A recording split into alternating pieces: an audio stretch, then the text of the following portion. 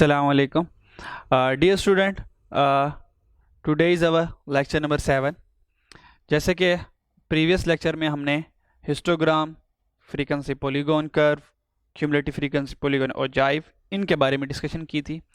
तो आज हम डिस्कस करते हैं नेक्स्ट टाइम सीरीज ग्राफ क्या है और हमारे पास सेमीलॉग ग्राफ क्या है। ठीक है जी। तो सबसे पहले बात करते हैं टाइम सीरीज ग्राफ की। ठीक है, अज्यूम करते हैं कि हमारे पास दो कंपनीज हैं और उन दोनों कंपनी की सेल हैं।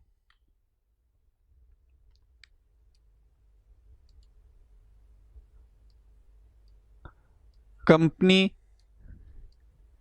ए की सेल और यहां पे कंपनी बी की सेल। ठीक है,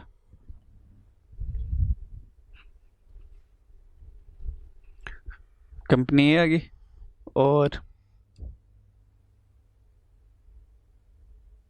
यहां पे हमारे पास कंपनी बी की सेल आ गई। ठीक है जी। और यहां पे हमारे पास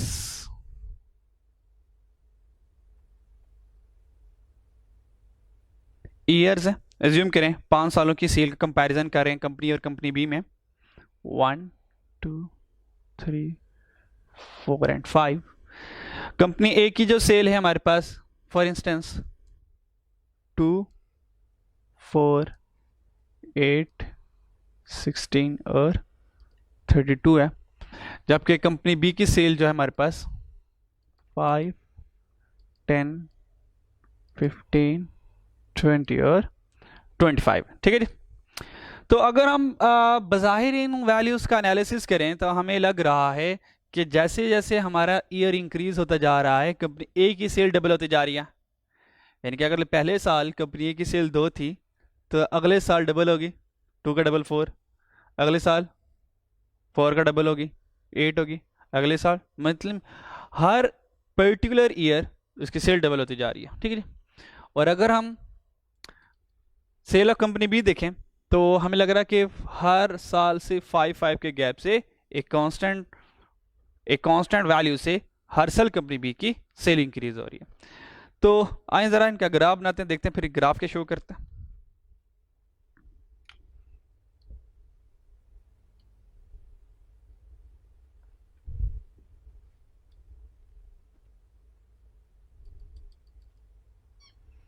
यहां पे हमारे पास ईयर्स आ जाएंगे, वाई एक्सिस में ईयर्स आ जाएंगे और यहां पे हमारे पास दोनों कंपनी की सेल्स आ जाएंगे, कंपनी ए की भी सेल्स आ जाएंगे, कंपनी बी की भी आ जाएंगे। ठीक है जी।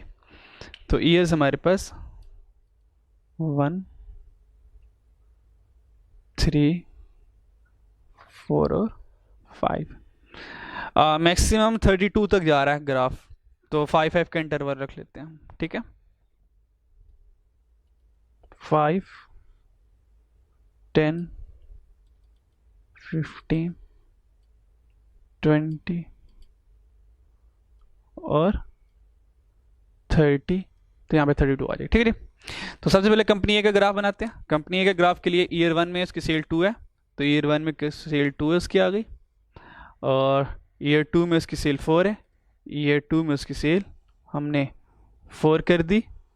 और ईयर 3 में सेल कितनी उसकी 8 है, तो ये 8 आ गया।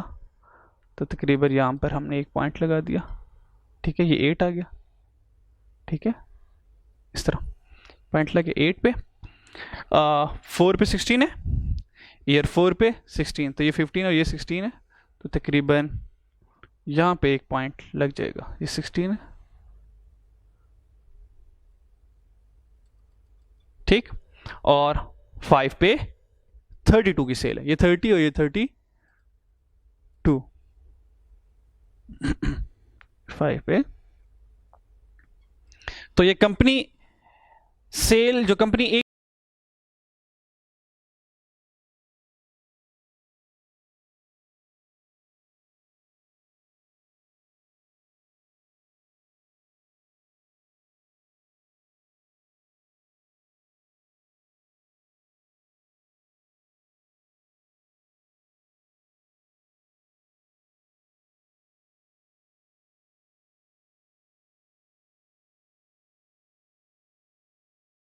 की जो सेल है उसका ग्राफ कुछ ये बना। तो देखें एक्चुअली लग रहा है कि कंपनी ए की जो सेल इंक्रीज हो रही है, तो देखें यहां से आता थोड़ी कम सेल इंक्रीज हुई, थोड़ी ज्यादा सेल इंक्रीज, अब ज्यादा सेल इंक्रीज, और अब बहुत ज्यादा सेल इंक्रीज हो गई। ठीक है, तो ये कंपनी ए आ गई, कंपनी ए का ग्राफ बन गया। अब इस तरह बनाते हैं कंपनी बी की सेल का ग्राफ। तो जब कंपनी बी की सेल ग्राफ बनाएंगे,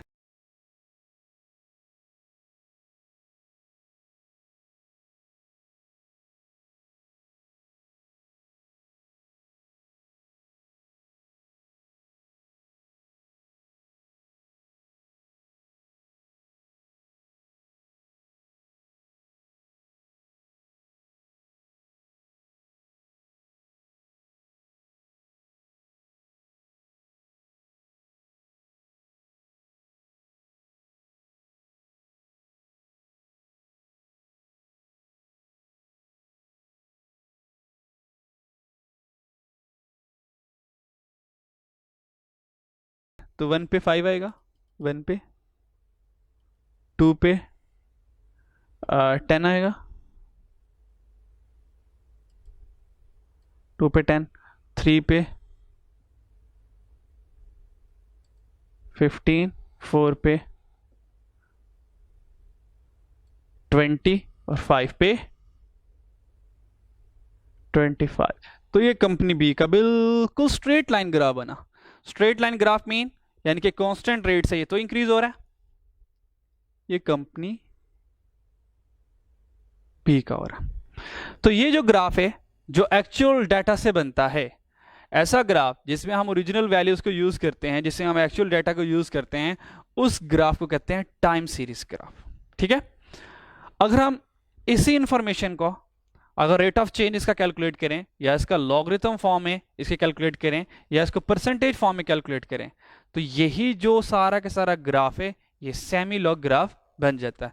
तो याद रखिएगा टाइम सीरीज ग्राफ तब हम यूज करते हैं जब हम एक्चुअल डाटा यूज करते हैं। Use actual data, use actual या ओरिजिनल डाटा यूज करते हैं। और सेमी लॉग ग्राफ तब बनता है जब हम रेट ऑफ चेंज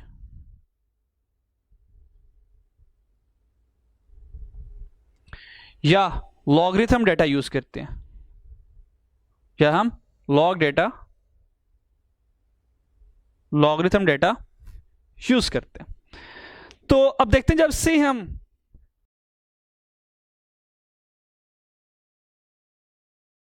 हमारे पास ग्राफ की क्या सूरत हाल होती है, ग्राफ की क्या शेप बनती है। तो अब इन सारी हम वैल्यूज का हम लॉग ले लेते हैं, तो इन सारी वैल्यूज का हम लॉग ले लेंगे और इसका भी हम लॉग ले लेंगे। ठीक है जी, तो आइए इसको जरा लॉग कैलकुलेट करते हैं। तो सबसे पहले लॉग ऑफ 2 0.3010 आ गया। ठीक है जी, सबका लॉग कैलकुलेट करना है। इस तरह लॉग ऑफ 4 0.6021 आ गया। लॉग ऑफ 8 0.9031 आ गया। फिर लॉग ऑफ 16 1.2041 आ गया। फिर लॉग ऑफ 32 1.5051 आ गया। ठीक है जी, अब इसी तरह हम कैलकुलेट कर लेते हैं इनका लॉग। सबसे पहले लॉग ऑफ 5 ले लेते हैं। लॉग ऑफ 5 लिया 0.69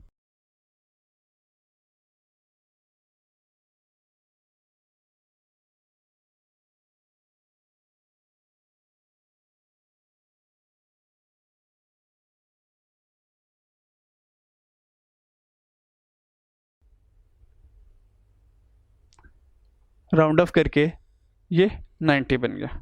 लॉग ऑफ 10 हमें पता 1 होता है। फिर लॉग ऑफ 15 हमें चाहिए 1.1761 आ गया। इस तरह लॉग ऑफ 20 कैलकुलेट किया 1.3010 आ गया। इस तरह log ऑफ 25 कैलकुलेट किया, 1.3979, ये हमारे पास वैल्यूज आ गए। अब हमने क्या करना है, सेम ग्राफ बनाना है सेल ऑफ कंपनी और कंपनी बी का, लेकिन लॉगरिथम डाटा यूज करते हुए। तो देखते हैं हमारे पास ग्राफ की क्या कंडीशन रहती है, क्या सूरत हाल निकलती है।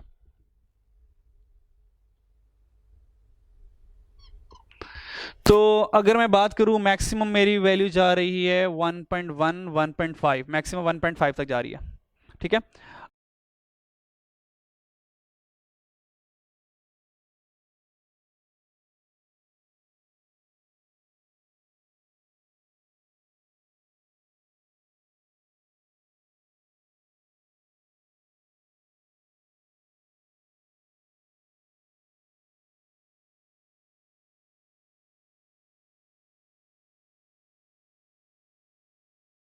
है तो ठीक है, मैं 0.3 का गैप ले लेता हूं।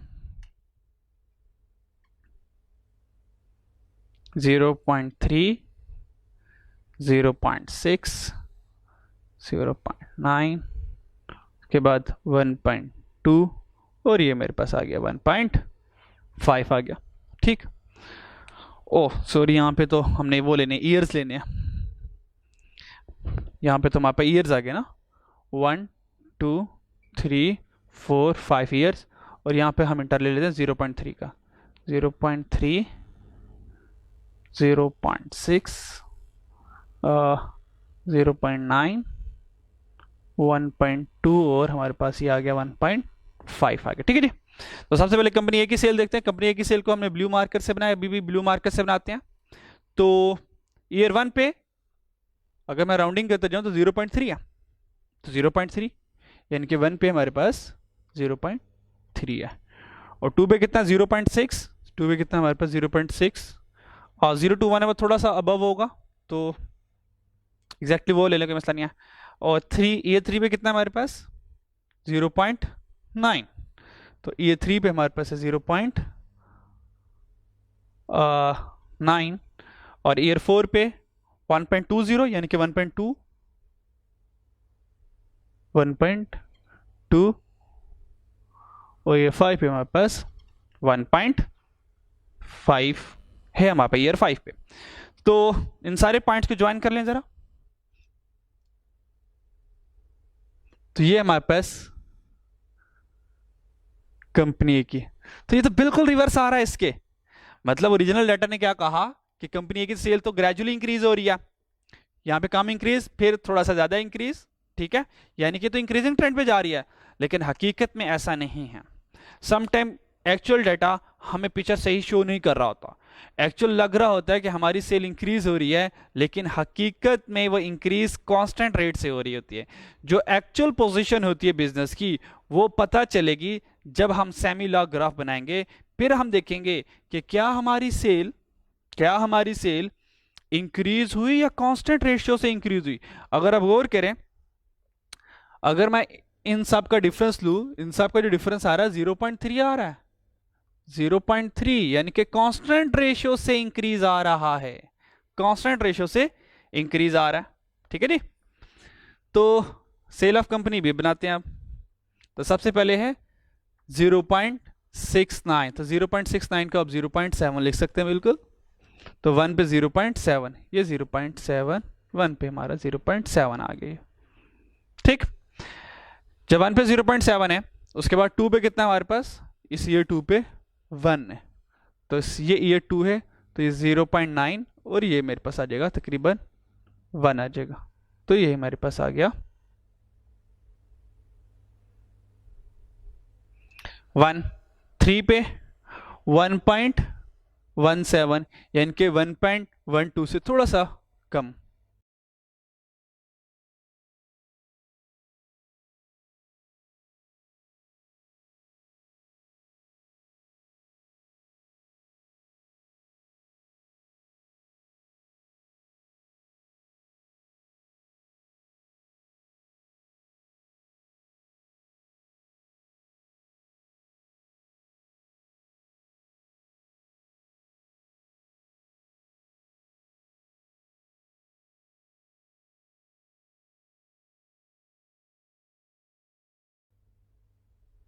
यहाँ पर आ गया मेरे पास, ठीक है जी।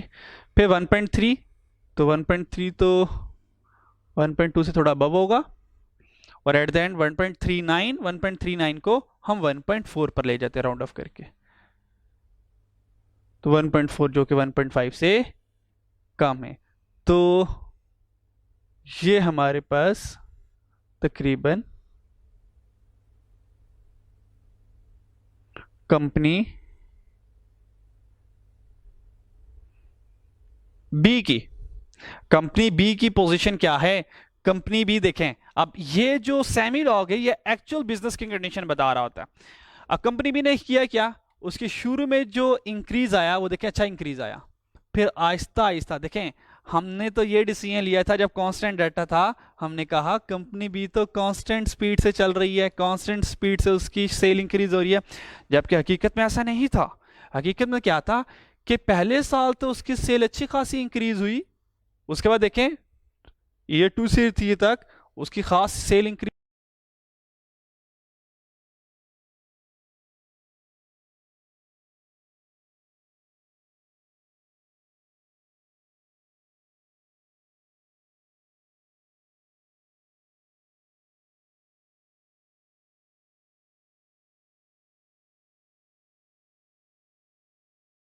नहीं हुई, ठीक है।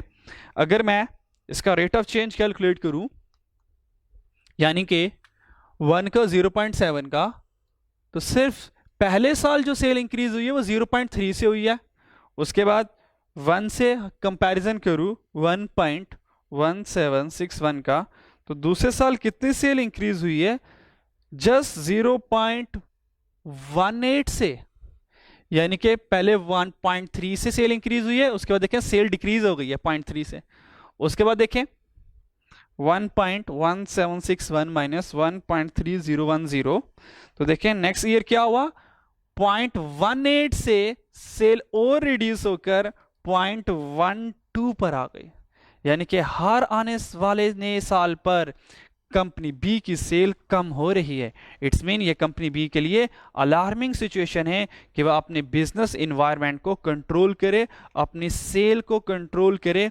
कैसे उसकी सेल इंक्रीज हो सकती है, हो सकता है उसकी प्रोडक्ट की क्वालिटी अप टू मार्क ना हो, प्राइसेस बहुत ज़्यादा इंक्रीज कर रही हो, बहुत एक्सपेंसिव गुड सेल कर रहा हो, जिसकी वजह से हर आने वाले साल में कंपनी बी की सेल रिड्यूस हो रही है। तो याद रखिएगा, जब भी टाइम सीरीज ग्राफ की बात की जाए, इट्स मीन ये एक्चुअल डाटा से ग्राफ बना हुआ है, और जब भी आप रियल पोजीशन जानना चाहते हैं किसी भी कंपनी की, तो हमेशा आपको semi log graph rate of change के साथ या लॉगरिथम के साथ या परसेंटेज के साथ ग्राफ बनाना पड़ता है।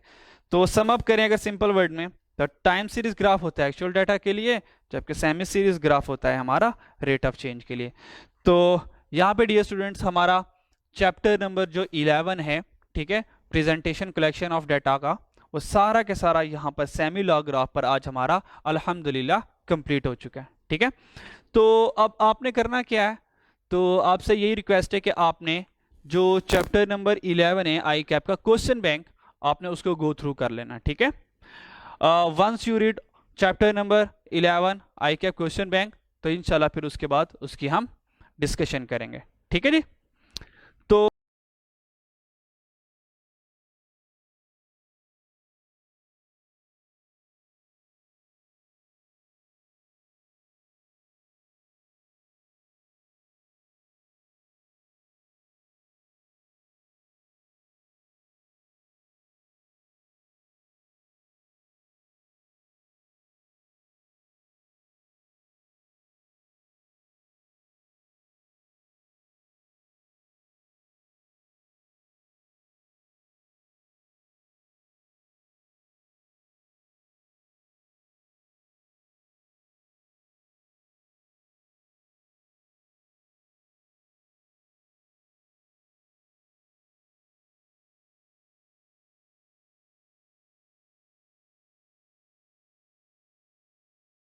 तो अब हम स्टार्ट करते हैं अपना नेक्स्ट चैप्टर, चैप्टर नंबर 12, ठीक है जी।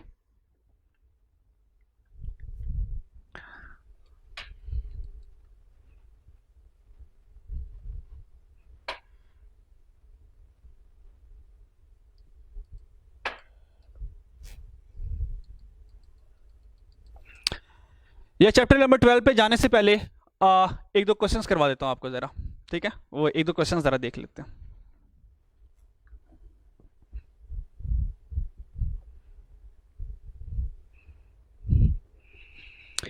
एक क्वेश्चन ये है कि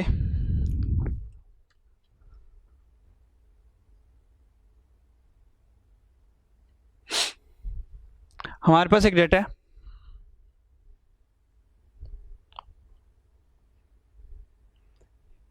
क्लास, यहां पे हमारे पास फ्रीक्वेंसी है,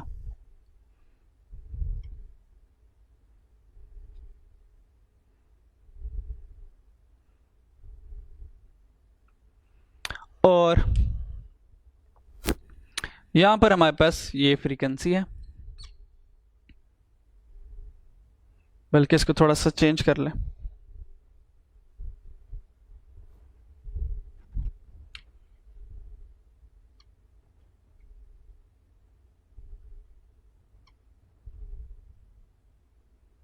ठीक है, और ये फ्रीक्वेंसी हमारे पास,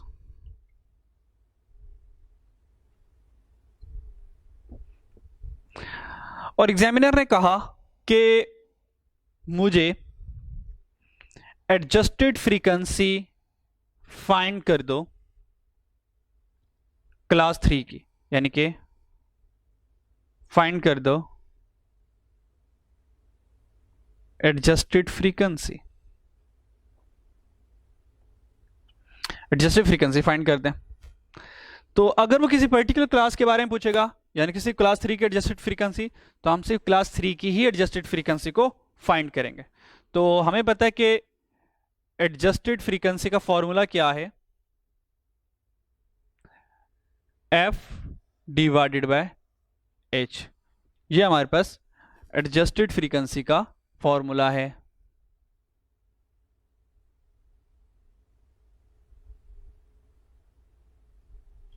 ठीक है, ये हमारे पास एडजस्टेड फ्रीक्वेंसी का फॉर्मूला है। तो हमने देखना है कि, अच्छा अब उसने पूछा find adjusted frequency of class 3, जो तीसरी क्लास है, 1 2 3 4, टोटल 4 क्लासेस है ना, तो इसमें जो तीसरी क्लास है उसकी एडजस्टेड फ्रीक्वेंसी क्या है, तो हमने कहा ठीक है फाइंड कर लेते हैं। तो हमें पता है कि frequency divide by H, H आपको पता है क्लास इंटरवल होता है, तो एच एफ तो आ गया जो कि 7 है, डिवाइड किससे करना, क्लास इंटरवल। अब 11 से लेकर 20 तक आप तो देखें क्लास इंटरवल कितना आ रहा है, तो 11 से 20 तक क्लास इंटरवल आ रहा है 10 का। ठीक है, 11 को काउंट करके गिने 20 तक, तो वहां पर 10 बनते हैं, 11 15 18 19 और 20, तो 5 और 5 10 का इंटरवल है। तो ठीक है, 10 से डिवाइड करते हैं इसको, तो हमारे पास आ गया 0.7, ये हमारे पास एडजस्टेड फ्रीक्वेंसी है। ठीक है, तो इस तरह से एग्जामिनर कोई क्वेश्चन पूछ लिया करता है। ठीक है, तो एक और क्वेश्चन देखते हैं जरा। ठीक है,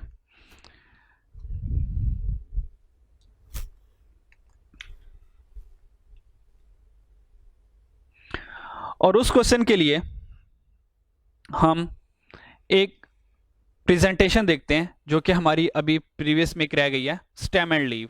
ठीक है, तो स्टेम एंड लीव प्रेजेंटेशन क्या है, हम डाटा को कैसे स्टेम एंड लीव के जरिए शो कर सकते हैं, तो आइए देखते हैं कि स्टेम एंड लीव है क्या।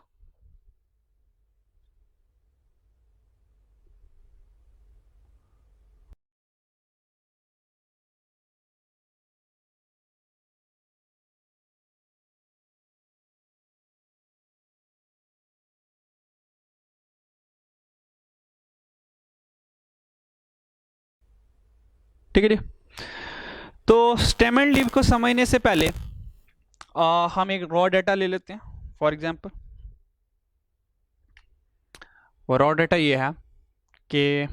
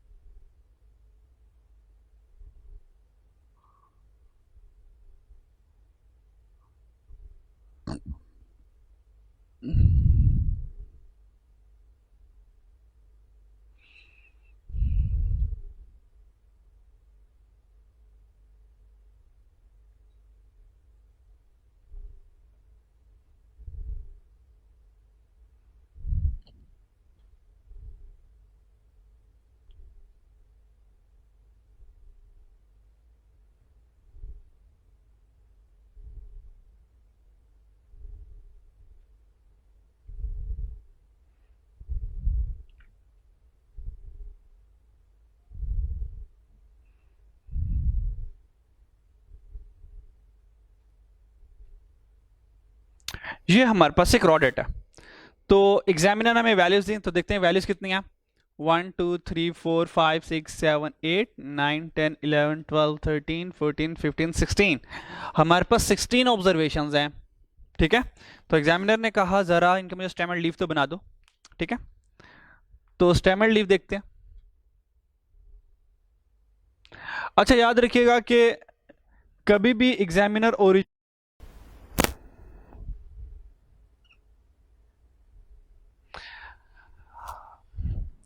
जैसे कि मैंने अभी बताया कि हमारा स्टेम एंड लीव भी कंप्लीट हो गया, तो यहाँ पर हमारा चैप्टर 11 फुल फ्लैज कंप्लीट हो गया, nothing remain left.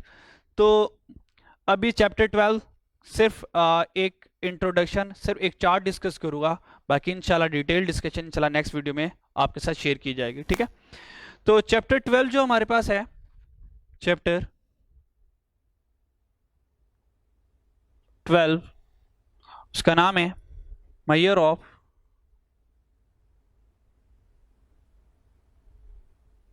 Central tendency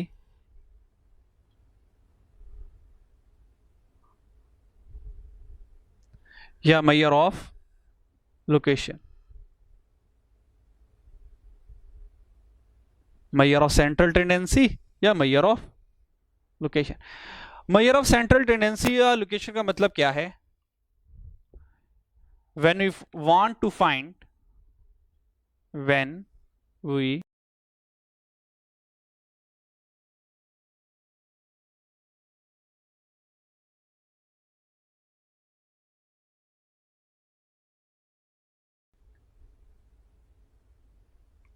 average characteristic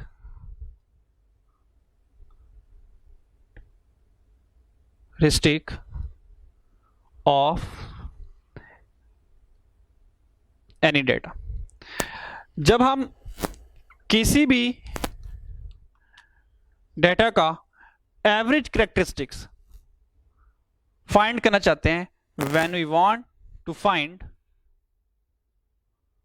average characteristic, जब हम किसी भी डेटा का एवरेज करेक्टरिस्टिक्स फाइंड करना चाहते हैं तो हमें मेजर ऑफ सेंट्रल टेंडेंसी की जरूरत पड़ती है। ठीक है, तो मेजर ऑफ सेंट्रल टेंडेंसी में हमारे पास नॉर्मली 3 तरह के एवरेजेस है। नंबर 1 हमारे पास है मीन, सेकंड एवरेज जो हमारे पास है मीडियन, और थर्ड एवरेज है वो हमारे पास मॉड है। ठीक है जी, क्लियर? ये 3 तरह के नॉर्मली हमारे पास एवरेजेस है।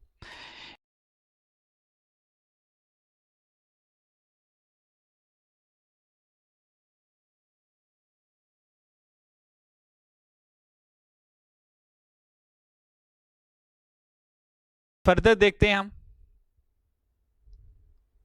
कुछ हमारे पास टाइप्स हैं।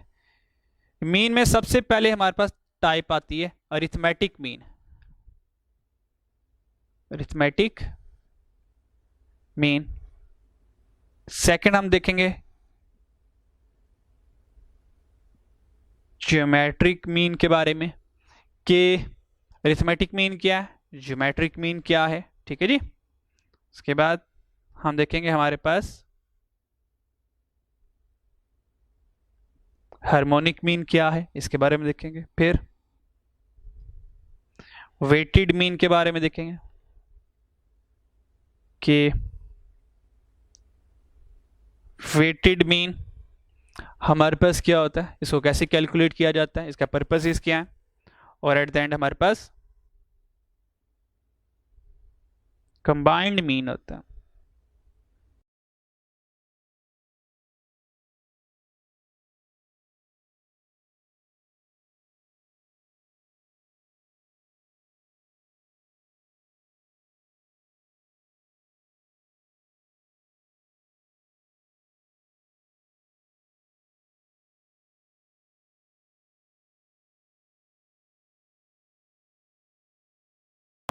जब मीन स्टार्ट करेंगे सारी डिस्कशन करेंगे। ठीक है जी, और मीडियन में जो हम चीजें पढ़ेंगे, मीडियन में हम मीडियन पढ़ेंगे और उसकी फैमिली के बारे में पढ़ेंगे। ये मीडियन की फैमिली कौन है? हम मीडियन में मीडियन पढ़ेंगे एंड इट्स फैमिली, और इसकी फैमिली में सबसे पहले मीडियन में हमने मीडियन तो पढ़ ही लेना है, और यहां पर हम पढ़ेंगे इसकी फैमिली में फ्रैक्टाइल्स। ठीक है, इसकी फैमिली में पढ़ेंगे फ्रैक्टाइल्स, और फ्रैक्टाइल्स में फिर हम 3 तरह के फ्रैक्टाइल्स पढ़ेंगे। Number 1 is quartiles. क्वार्टाइल्स पढ़ेंगे, क्वार्टाइल्स क्या होते हैं। फिर हम सेकंड वन में पढ़ेंगे डिसाइल्स। डिसाइल्स क्या होते हैं, और एट द एंड हम पढ़ेंगे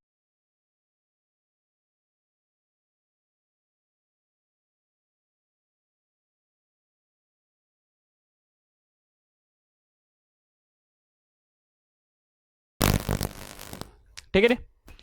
और मोड इटसेल्फ अकेला है, मतलब इसको सिंपल सिर्फ हम मोड पढ़ेंगे, इसकी फर्दर और कोई टाइप हमारे पास है नहीं। तो ये मेजर ऑफ सेंट्रल टेंडेंसी, याद रखिएगा चैप्टर 12 के हमारे पास 2 हिस्से हैं। एक हिस्सा मेजर ऑफ सेंट्रल टेंडेंसी का है और एक हिस्सा हमारे पास मेजर ऑफ डिस्पर्शन का है। ठीक है जी, तो सबसे पहले चैप्टर 12 में measure of central tendency complete करेंगे, देन इंशाल्लाह we move to measure of dispersion.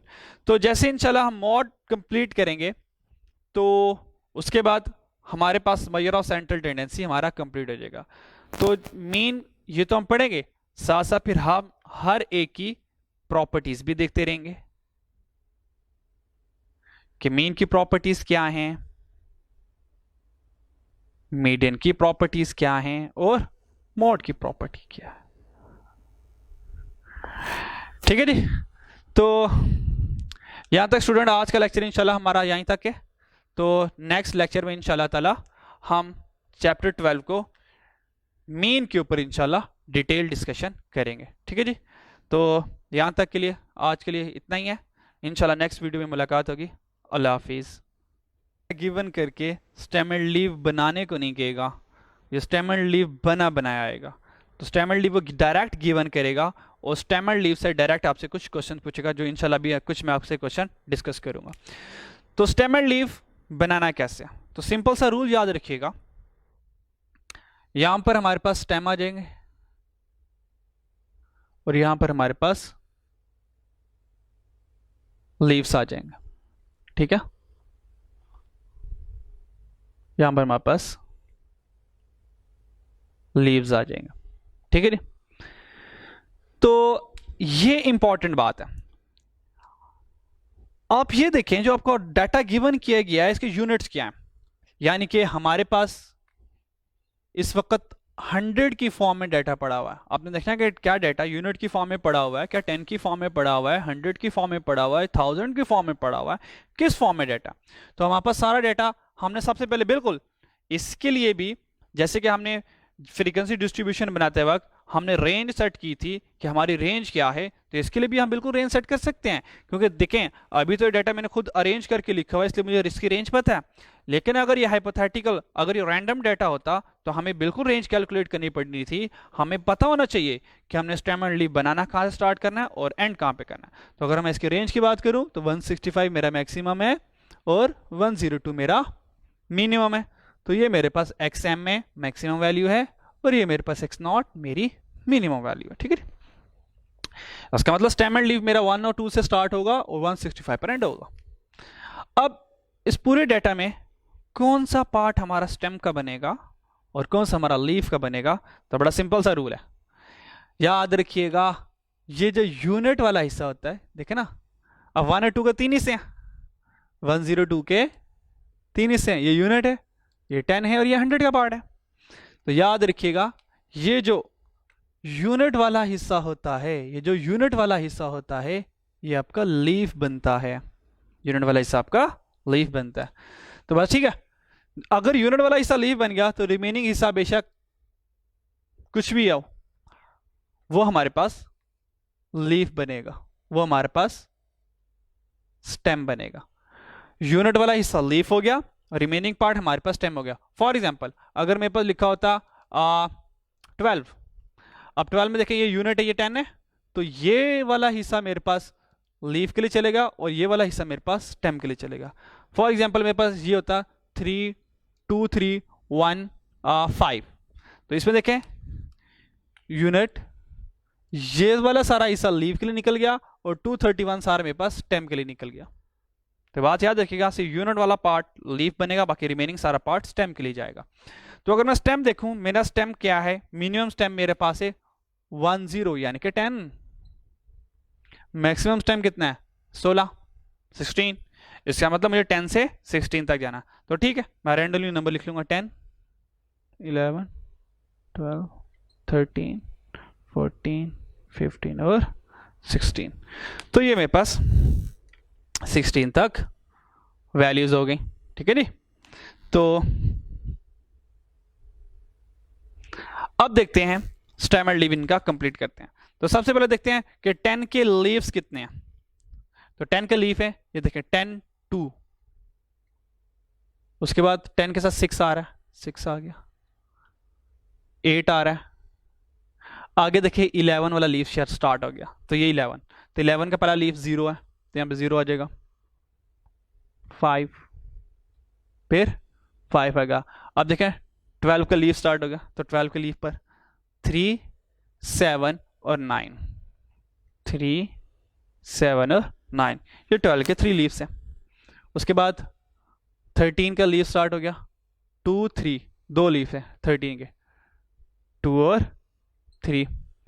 14 miss हो गया, 14 का तो लीफ ही कोई नहीं है। अगर कोई लीफ नहीं है तो हम यहाँ पे ब्लैंक स्पेस छोड़ देंगे, 0 मत लगाइएगा। 0 का अगर लगा दिया इट्स मीन अपने 140 लिख दिया, यानी कि 0 इटसेल्फ लीफ बन गया एक। देन 15 का लीफ स्टार्ट हो गए 1 5 7 9, 1 5 7 9, और 16 के 0 और 5, 0 और 5, ये 2 लीफ है। तो ये जो डिस्प्ले नजर आ रहा है, ये बॉक्स वाला डिस्प्ले, ये वाला, इस डिस्प्ले को कहते हैं स्टेम एंड लीफ डिस्प्ले। तो ये हमारा स्टेम एंड लीफ डिस्प्ले बन गया। अच्छा, अब यहां से क्वेश्चंस किस नेचर के आते हैं, किस तरह के क्वेश्चंस आते हैं, जरा 2-3 क्वेश्चन भी डिस्कस कर लेते हैं। याद रखिएगा स्टेम एंड लीफ आपको हमेशा बना बनाइए, ये सारा कॉलम बना बनाया आएगा आपके पास। ठीक है, आपको बनाने की जरूरत इसको हरगिज नहीं है। ठीक है जी। तो सबसे पहले क्वेश्चन हो सकता है वो ये हो,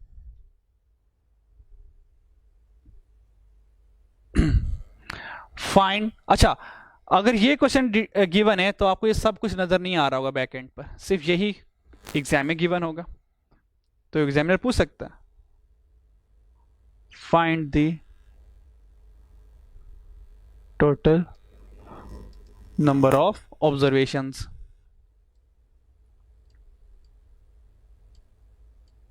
टोटल नंबर ऑफ ऑब्जर्वेशन कितनी, यानी कि टोटल डाटा कितना। अगर हमें टोटल डाटा को काउंट करना है, जो कि हमें पता है 16 है, तो you have to calculate leaves. ये जो लीफ है ये टोटल वैल्यूज को, टोटल डाटा को, टोटल ऑब्जर्वेशन को शो करता है। तो काउंट करते हैं कितने, तो हमारे पास 1 2 3 4 5 6 7 8 9 10 11 12 13 14 15 एंड 16। तो हमारे पास टोटल ऑब्जर्वेशन कितनी आ गई, 16 आ गई। ठीक है, फिर एग्जामिनर पूछ सकता है कि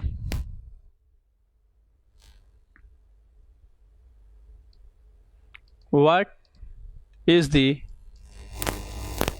actual values in third row.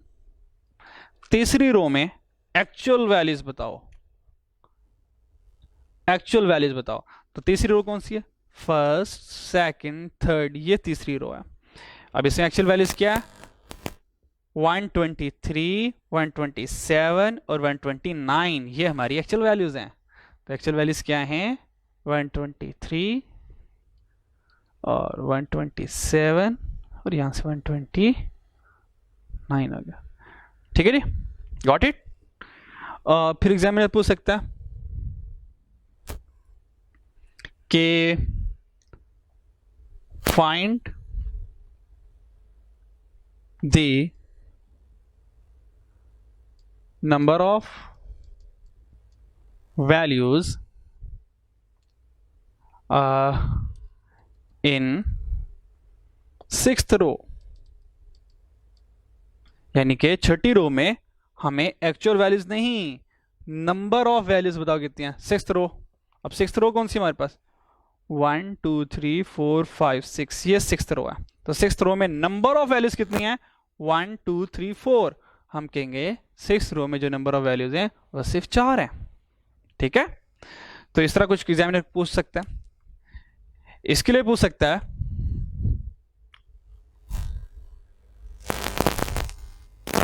what is the actual value in 5th रो। ये जो 5वीं रो है, ये वाली 1 2 3 4 5, ये वाली बताएं एक्चुअल वैल्यू क्या है। हम कहेंगे कोई भी एक्चुअल वैल्यू नहीं है, no actual value, actual value यहां पे तो है ही नहीं है, तो हमारा आंसर होगा नो। ठीक है, अगर ऑप्शन में उसने, हमें पता है कि हमारा एमसीक्यूज पेपर आएगा, उसने ऑप्शन में ए बी सी और डी 4 ऑप्शन है, और उसने ऑप्शन रखी हो, फॉर एग्जांपल उसने रखा हो 14, और फिर लिखा 132, फिर लिखा हो 151, और यहाँ पे लिखा हो नन ऑफ दीज। तो बताएं कि 5th रो में इनमें से क्या आंसर करेक्ट है। हम कहेंगे नन ऑफ दीज, 5th रो में ये हमारा राइट आंसर होगा। ठीक है जी, तो इस तरह के स्टेमर लीव के बेसिक क्वेश्चन है। आगे इंशाल्लाह जब चैप्टर 12 में measure of central tendency location में हम इंशाल्लाह हम मूव करेंगे, जब हम वहां पे पढ़ेंगे, तो ये स्टेमर लीव की एक्सटेंसिव प्रैक्टिस इंशाल्लाह चैप्टर नंबर 12 पे हमारे पास होती है। ठीक है।